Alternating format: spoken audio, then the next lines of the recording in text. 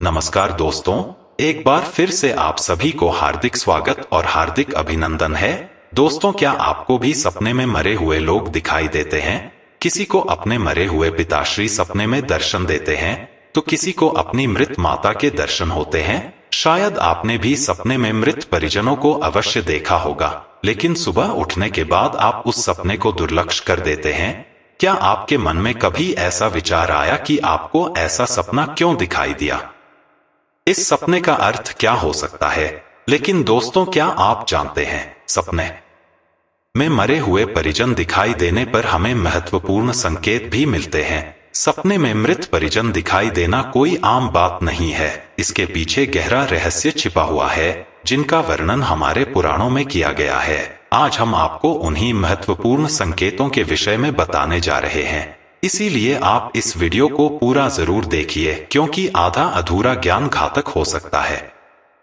आज की इस प्रस्तुति में हम आपको पितृपक्ष में सबसे अधिक सुनी जाने वाली एक ऐसी महान कथा सुनाने जा रहे हैं, जिस कथा के माध्यम से आपको समझ में आ जाएगा कि सपने में मरे हुए लोग देखने का क्या अर्थ होता है। अगर सपने में मरे हुए लोग दिखाई देते हैं तो हमें बहुत ही महत्वपूर्ण संकेत मिलते हैं। दोस्तों, कथा को शुरू करने से पहले आप सभी से रिक्वेस्ट है कि आप इस वीडियो को लाइक जरूर करें और कमेंट में जय श्री कृष्ण अवश्य लिखें। तो चलिए आपको सुनाते हैं वह प्राचीन महान कथा। इस कथा को सुनने मात्र से ही पितरों की कृपा प्राप्त होती है। आइए सुनते हैं वह कथा।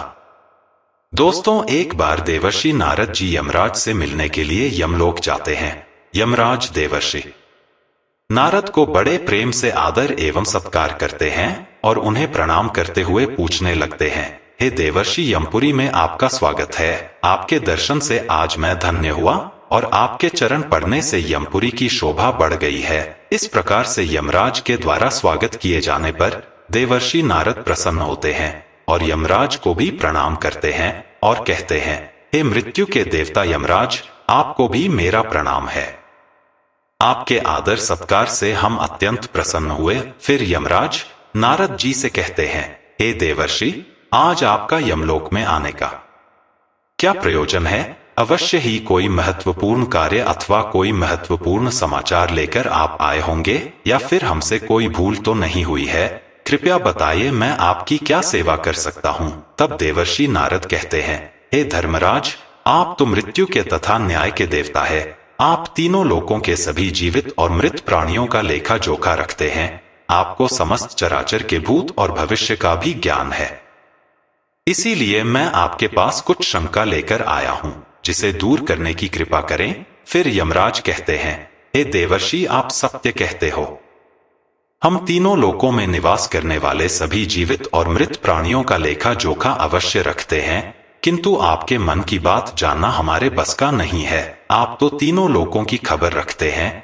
आप भगवान विष्णु के सबसे प्रिय भक्त हैं। आप समस्त शास्त्रों का भी ज्ञान रखते हैं, किंतु अगर आप मुझसे कुछ जानना चाहते हैं तो मैं अवश्य ही आपकी सहायता करूंगा। हे देवर्षि, आपकी जो भी शंका और प्रश्न है, आप निसंकोच पूछ सकते हैं।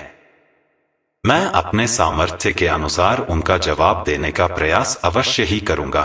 देवर्षि नारद कहते हैं, हे यमराज, मैं पृथ्वी लोक का भ्रमण करके आया हूं। मैंने पिशाच, प्रेत, कुष्मांड, वेताल, चुड़ैल, पिशाचिनी आदि प्रकार की कई विचित्र चीजें देखी हैं, जो जंगल में निवास करती है। इसके साथ ही मैंने देखा है, यह सभी दुष्ट शक्तियां मनुष्यों को परेशान करती है, उन्हें दुख देती है। इसका क्या कारण है? यह सभी बुरी शक्तियां मनुष्यों को क्यों परेशान करती हैं? तथा मेरे मन में अन्य एक प्रश्न है कि मनुष्य कई बार सपने में अपने पूर्वजों को देखता है, तो इसका क्या अर्थ होता है? सपने में मरे हुए लोग दिखाई देने का क्या मतलब है? इससे मनुष्य को कौन से संकेत मिलते हैं? मैं समस्त मनुष्य जाति के कल्याण के लिए इन प्रश्नों के उत्तर जानने के लिए ही आपके पास आया हूँ। नारद जी के प्रश्न सुनकर यमराज कहते हैं, हे देवर्षि, आपने समस्त मानव जाति के कल्याण के लिए उचित ही प्रश्न किए हैं। मैं आपको इन सभी प्रश्नों के उत्तर अवश्य देता हूँ, किंतु उससे पहले मैं आपको एक अत्यंत पवित्र कथा सुनाता हूँ। इस कथा में आपको सभी प्रश्नों के उत्तर मिल जाएंगे। आप इस कथा को ध्यान से अवश्य सुने। जो भी मनुष्य इस कथा का श्रवण करता है, मैं उसके 32 अपराध माफ करता हूँ। तब नारद जी कहते हैं, हे धर्मराज, आप मुझे वह महान कथा सुनाइए, मैं इसे ध्यान से सुनूंगा। तो दोस्तों, फिर यमराज देवर्षि नारद को यह महान कथा सुनाते हैं। तो चलिए आपको वह कथा सुनाते हैं। आप सभी इस कथा को ध्यान से सुनिए। एक समय की बात है, मध्य देश में एक अत्यंत शोभायमान नगरी थी, जहां पर एक सेठ अपने 4 भाइयों के साथ निवास करता था। उस सेठ का नाम धर्मन था। उसके 4 भाई सुमन, नंदन, विरचन और विभान थे। सेठ और उसके भाइयों का विवाह हो चुका था और सभी बड़े प्रेम के साथ एक दूसरे के साथ रहते थे। सेठ के पास किसी चीज की कोई कमी नहीं थी। वह और उसके भाई बहुत मेहनती थे और मिलजुल कर व्यापार और खेती करते थे। पूरे नगर में सेठ के जितना कोई धनवान नहीं था। यह सारी संपत्ति सेठ को उसके पूर्वजों से ही प्राप्त हुई थी। सेठ के पूर्वज महादानी और दयावान थे। वे सभी दान धर्म तथा अनेक प्रकार के यज्ञ हवन आदि धार्मिक कार्य किया करते थे, किंतु सेठ कंजूस स्वभाव का था और उसके अंदर पूर्वजों के लक्षण नहीं थे। सेठ ना दान धर्म करता और ना ही यज्ञ तथा हवन आदि कार्य करता था। सेठ ने धन तो बहुत इकट्ठा किया था, किंतु उसने कभी अपने धन का सदुपयोग नहीं किया। उसने कभी किसी को फूटी कौड़ी भी दान में नहीं दी और ना ही उसने कभी दूसरों को भोजन कराया। सेठ के पूर्वज तो मंदिरों में भंडारा दिया करते थे, गरीबों को वस्त्र तथा अन्न का दान किया करते थे, लेकिन सेठ ने अपने पूर्वजों का कभी अनुसरण नहीं किया। वह हमेशा ही धन कमाने में और धन का संचय करने में लगा रहता था, जिससे उसके पास बहुत सारी धन संपत्ति तो हो गई, लेकिन उसके पूर्वज उससे बहुत दुखी और नाराज हो गए। फिर पितृपक्ष आया। पितृपक्ष में सभी पूर्वज अपने पुत्रों के द्वारा श्राद्ध और तर्पण की अपेक्षा कर रहे थे, किंतु उनके किसी भी पुत्र ने अपने पूर्वजों के लिए ना श्राद्ध किया और ना ही तर्पण किया। उन्होंने ना दान धर्म किया और ना ही किसी भूखे प्राणी को भोजन कराया। अपने पुत्रों को ऐसी दुष्टता देखकर सभी पितृगण अत्यंत दुखी हुए। सेठ के पूर्वजों को अपने पुत्र का व्यवहार ठीक नहीं लगता था, इसी कारण से वे पितृलोक में भी दुखी ही रहा करते थे। धन कमाने के लालच में सेठ इतना उन्मत्त हो गया कि वह अपने पूर्वजों को भी भूल गया और उसने अपने पूर्वजों का श्राद्ध तथा तर्पण आदि कार्य करना भी बंद कर दिया, जिससे उसके पूर्वजों की आत्मा की तृप्ति नहीं होती थी। वे अपने पुत्र के ऐसे व्यवहार से दुखी रहने लगे। फिर एक दिन उस सेठ के पूर्वज चर्चा करते हैं। वे एक दूसरे से कहने लगते हैं, हमारा बड़ा ही दुर्भाग्य है जो हमारे कुल में इतने स्वार्थी और लालची पुत्रों का जन्म हुआ है। हमारे पुत्र ना हमारे लिए श्राद्ध करते हैं और ना ही दान धर्म करते हैं। हमारे पुत्रों के कुकर्म के कारण हमारा पतन हो रहा है। इस प्रकार से विचार करके वे सभी पितृ अपने पुत्रों से मिलने के लिए जाने के विषय में सोचने लगते हैं और कहते हैं, हमें यमराज के पास जाना चाहिए। अब वे ही हमारी इस समस्या का समाधान कर सकते हैं। हम सभी यमराज के पास जाकर उनसे हमारे पुत्रों को मिलने के लिए जाने की अनुमति मांगेंगे। फिर सभी पितृगण आकाश मार्ग से उड़ते हुए पितृलोक से यमलोक में यमराज के पास जाते हैं। वहां पर जाकर वे सभी यमराज को नमस्कार करते हैं। पितृगणों को यमपुरी में आया हुआ देखकर यमराज भी उनका स्वागत करते हैं और उनके आने का कारण पूछते हैं। तब सभी पितृ हाथ जोड़कर अपना दुख बताने लगते हैं। वे सभी पितृ यमराज से कहते हैं, हे धर्मराज, हमारे पुत्रों की मति भ्रष्ट हो गई है। हमारे पुत्र ना दान करते हैं और ना श्राद्ध और तर्पण करते हैं। उनके अशुभ आचरण से हमारा पतन हो रहा है। वे कभी दान धर्म नहीं करते हैं, जिस कारण से हमारी संतुष्टि नहीं हो रही है। कृपया आप हमें हमारे पुत्रों से मिलने के लिए एक बार जाने दें। हम हमारे पुत्रों को समझाकर लौट आएंगे, उन्हें शास्त्रों का ज्ञान देकर फिर से यमलोक लौट आएंगे। तब यमराज ने उन्हें आज्ञा देते हुए कहा, हे महात्माओं, तुम अपने पुत्र को मिलने के लिए तो नहीं जा सकते, किंतु तुम अपने पुत्र को स्वप्न के माध्यम से संकेत अवश्य दे सकते हो। इसीलिए आप सभी अपने पुत्रों को उनके सपने में जाकर संकेत देकर उन्हें अपना दुख समझा सकते हैं।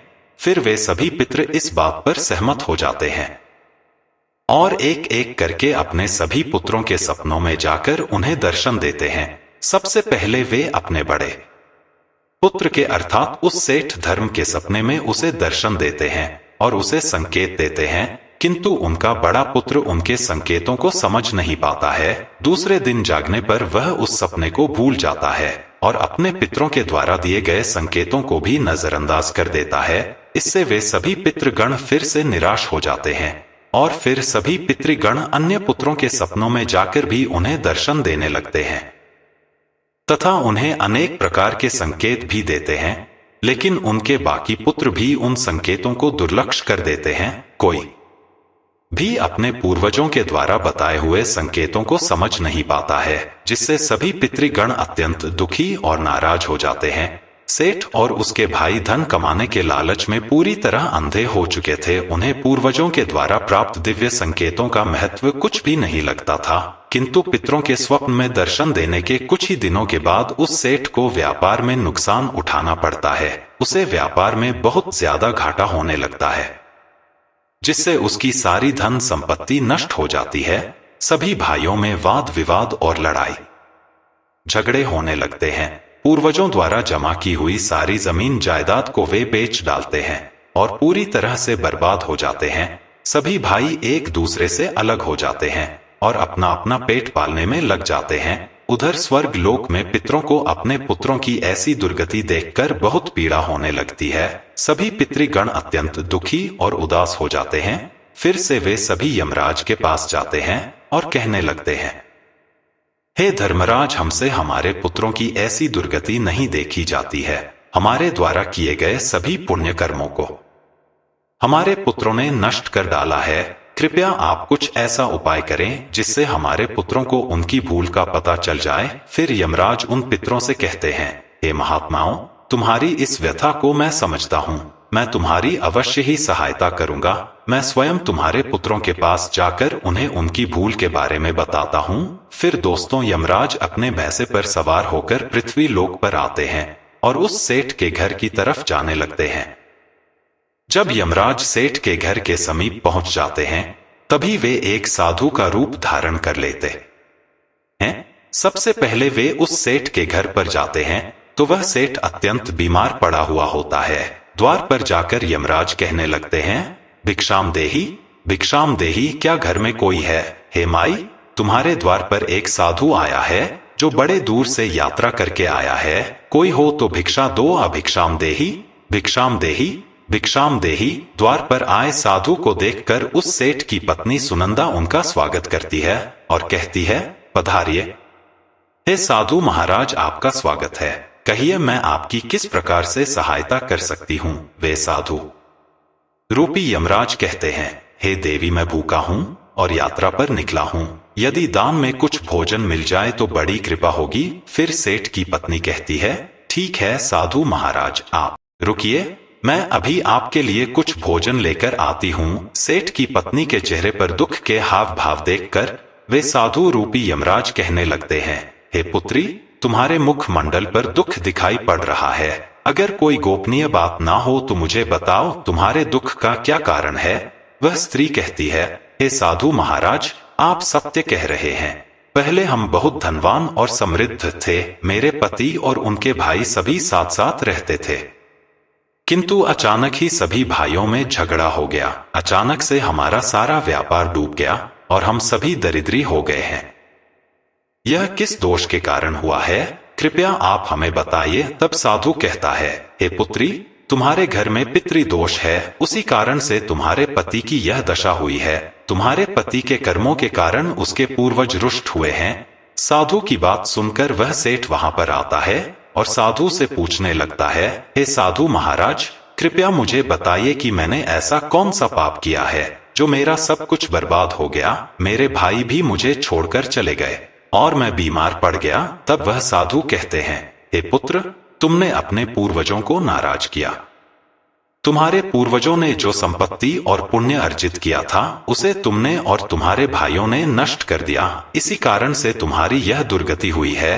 तुम लोगों ने अपने पितरों का श्राद्ध नहीं किया, उनका तर्पण नहीं किया। इसी कारण से तुम्हारे सभी पूर्वज तुमसे रुष्ट हो गए हैं। तुम्हारे पूर्वजों ने सपने में आकर तुम्हें कई महत्वपूर्ण संकेत दिए थे, किंतु तुमने उन संकेतों को दुर्लक्ष्य कर दिया और अपने पूर्वजों को अपमानित किया है।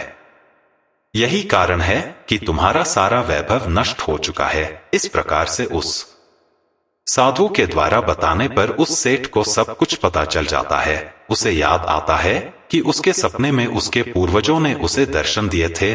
वह सेठ उस साधु से कहता है, हे साधु महात्मा, आप सत्य कह रहे हैं। हमारे पूर्वजों ने हमें सपने में दर्शन अवश्य दिए थे, किंतु हम उनके द्वारा दिए गए संकेतों को समझ नहीं पाए। कृपया आप मुझे सपने में पूर्वजों को देखने पर क्या संकेत मिलते हैं, इस बारे में बताइए। फिर वह साधु कहते हैं, हे पुत्र, अब तुम ध्यान से सुनो।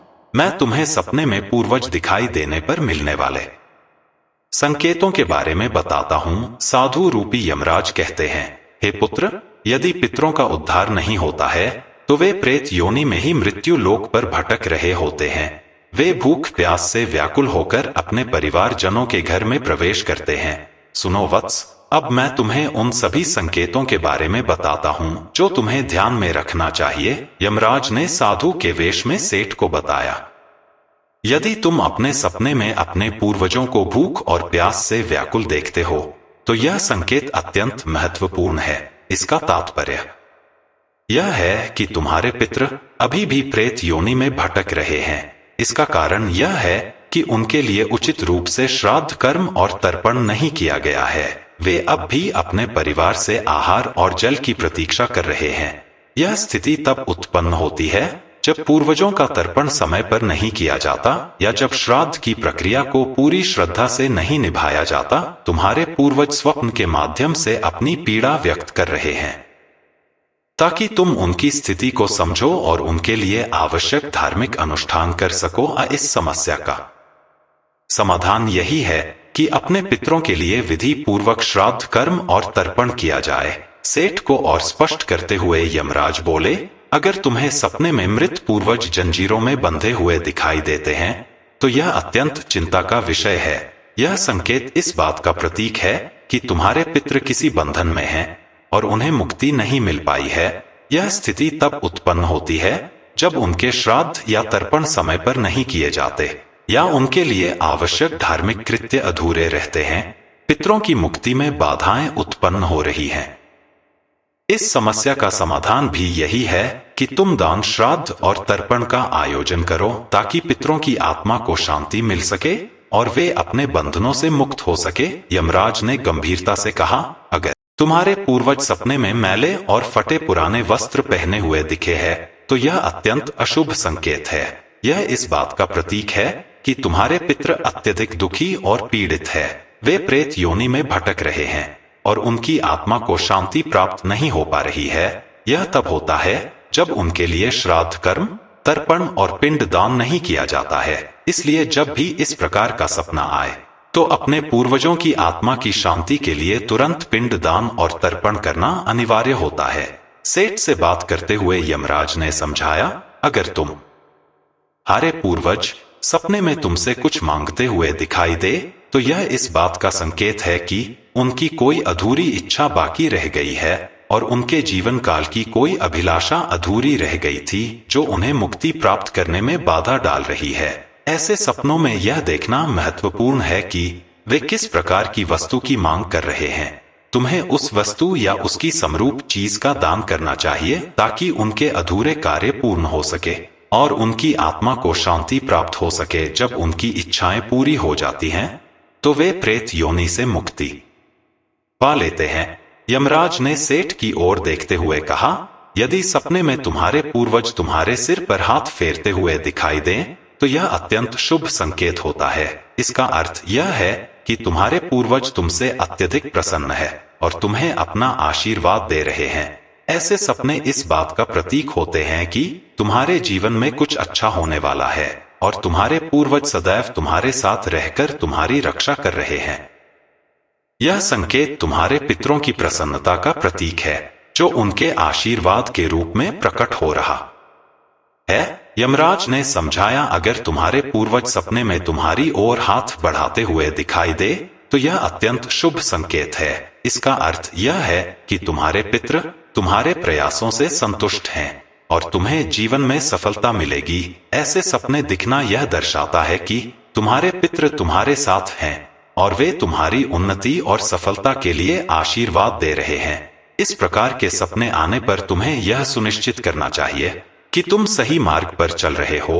यमराज ने चिंतित स्वर में कहा, यदि सपने में तुम्हारे पूर्वज अचानक अदृश्य हो जाते हैं तो यह एक अशुभ संकेत होता है। इसका अर्थ है कि तुम्हारे जीवन में कोई संकट आने वाला है और तुम्हें सावधान हो जाना चाहिए। यह सपने इस बात का सूचक है कि निकट भविष्य में कोई बड़ी कठिनाई तुम्हारे सामने आ सकती है। ऐसे सपनों से यह सीख मिलती है कि हमें मानसिक और आध्यात्मिक रूप से किसी भी आने वाले कष्ट के लिए तैयार रहना चाहिए। सेठ को और अधिक गंभीर होते हुए यमराज बोले, अगर सपने में तुम्हारे पूर्वज क्रोधित अवस्था में दिखाई दे तो यह इस बात का संकेत है कि वे तुमसे नाराज हैं। इसका अर्थ यह है कि तुम कोई ऐसा कार्य कर रहे हो जो उन्हें पसंद नहीं है और वे चाहते हैं कि तुम उस कार्य को बंद कर दो। यह एक चेतावनी है कि तुम्हारे कर्मों में कोई कमी है और तुम्हें अपने मार्ग पर विचार करना चाहिए। इस प्रकार का सपना आने पर तुम्हें अपने कार्यों की समीक्षा करनी चाहिए और सही मार्ग पर चलने का प्रयास करना चाहिए। यमराज ने दुख भरे स्वर में कहा, अगर तुम अपने सपने में अपने पूर्वजों को रोते हुए देखो तो यह अत्यंत अशुभ संकेत है। यह इस बात का प्रतीक है कि तुम्हारे जीवन में कोई बड़ा संकट आने वाला है और तुम्हारे पूर्वज उस संकट से बहुत दुखी है। यह सपने इस बात की चेतावनी देते हैं कि तुम्हें सतर्क हो जाना चाहिए और ईश्वर की भक्ति में मन लगाना चाहिए ताकि उस संकट से तुम्हारी रक्षा हो सके। यमराज मुस्कुराते हुए बोले, यदि सपने में तुम्हारे पूर्वज स्वस्थ, प्रसन्न और तेजस्वी दिखाई दे तो यह अत्यंत शुभ संकेत है। इसका अर्थ है कि तुम्हारे पितरों को मुक्ति मिल चुकी है और वे तुमसे प्रसन्न हैं। ऐसे सपने इस बात का संकेत होते हैं कि तुम्हारे पितृ तुम्हें आशीर्वाद दे रहे हैं और तुम्हारे जीवन में सुख, शांति और समृद्धि आने वाली है। यह संकेत यह दर्शाता है कि तुम सही मार्ग पर हो और तुम्हारे पूर्वज तुम्हारी प्रगति से संतुष्ट है। यमराज ने चेतावनी भरे स्वर में कहा, अगर पितृपक्ष के दौरान तुम्हें सपने में घोड़ा, हाथी, बैल या कोई विकृत मनुष्य दिखाई दे तो यह इस बात का संकेत है कि तुम्हारे पितरों की मुक्ति नहीं हुई है और वे अब भी प्रेत योनि में भटक रहे हैं। यह इस बात का भी संकेत है कि वे तुमसे अत्यंत दुखी हैं। ऐसे संकेत मिलने पर तुम्हें तुरंत पितरों की संतुष्टि के लिए दान और श्राद्ध करना चाहिए ताकि उनकी आत्मा को शांति मिल सके। अंत में यमराज बोले, यदि तुम्हें सपने में कोई जानवर जैसे कुत्ता, बैल, गाय या अन्य पशु मनुष्य की तरह बात करते हुए दिखाई दे तो यह अत्यंत विचलित करने वाला संकेत है। इसका अर्थ यह है कि तुम्हारे पितरों की आत्मा को शांति नहीं मिल रही है। यह इस बात का संकेत है कि तुमने उनके लिए आवश्यक धार्मिक कृत्य अधूरे छोड़े हैं। इस स्थिति में तुम्हें तर्पण, पिंडदान या अन्य धार्मिक अनुष्ठान करके अपने पितरों की आत्मा की शांति के लिए प्रार्थना करनी चाहिए। तब वह साधु कहता है, हे पुत्र, यदि तुम्हें भी इस प्रकार के सपने दिखाई पड़े हैं तो तुम्हें अपने पूर्वजों को प्रसन्न करने के लिए दान, धर्म, तर्पण, श्राद्ध आदि कर्म करने चाहिए, जिससे तुम्हारे सभी कष्ट दूर होंगे। उस साधु की बात सुनकर उस सेठ को अपनी गलती का एहसास हो जाता है और वह तुरंत ही अपने भाइयों के पास जाता है और उन्हें साधु के द्वारा बताई हुई बात बता देता है। फिर सभी भाइयों को समझ में आ जाता है कि उनके पूर्वज उन्हें सपने में आकर संकेत दे रहे थे। फिर वे सभी भाई मिलकर नदी के तट पर जाते हैं और अपने पूर्वजों के लिए श्राद्ध, तर्पण, दान, धर्म आदि कार्य करते हैं और अपने पितरों को संतुष्ट करते हैं। फिर एक दिन उनके पूर्वज उनके सपने में आकर उन्हें दर्शन देते हैं और उन्हें नाना प्रकार के संकेत देते हैं। वे सभी संकेत शुभ होते हैं। अपने पितरों के द्वारा शुभ संकेत प्राप्त होने पर उन सभी भाइयों का जीवन खुशियों से भर जाता है। उनके सभी रोग और दोष समाप्त होते हैं। वे फिर एकजुट होकर रहने लगते हैं और खूब तरक्की करते हैं। यमराज नारद जी से कहते हैं, हे देवर्षि, जब मनुष्य के पूर्वज संतुष्ट हो जाते हैं तब मनुष्यों को अनेक प्रकार के संकेत प्राप्त होते हैं। अब मैं तुम्हें उन शुभ संकेतों के विषय में बताता हूं। यदि सपने में मृत परिजन सिर पर हाथ फिराते हुए दिखाई देते हैं। इस सपने का अर्थ यह है कि वे बहुत अधिक प्रसन्न है। पूर्वज यह संकेत दे रहे हैं कि उस मनुष्य के जीवन में कुछ बहुत ही अच्छा होने वाला है। यदि पूर्वज मनुष्य की ओर हाथ बढ़ाते हुए दिखाई देते हैं तो पूर्वज यह संकेत दे रहे हैं कि मनुष्य जो भी काम कर रहे हैं उससे वे संतुष्ट है और उसे उस कार्य में अवश्य ही सफलता प्राप्त होगी।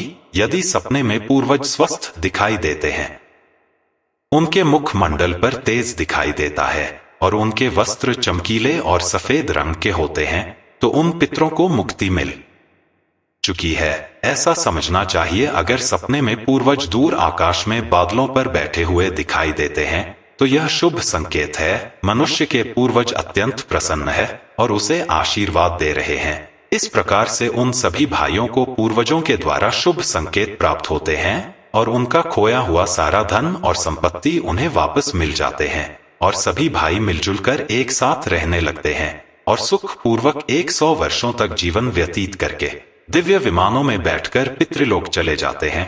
तो दोस्तों, इस प्रकार से यमराज ने देवर्षि नारद को पितरों के द्वारा मिलने वाले संकेत बताए हैं। आपको यह कथा कैसी लगी कमेंट करके जरूर बताएं। जानकारी अच्छी लगी तो वीडियो को लाइक करें और कमेंट में जय श्री कृष्ण जरूर लिखें। साथ ही चैनल को सब्सक्राइब करें। आप सभी का धन्यवाद।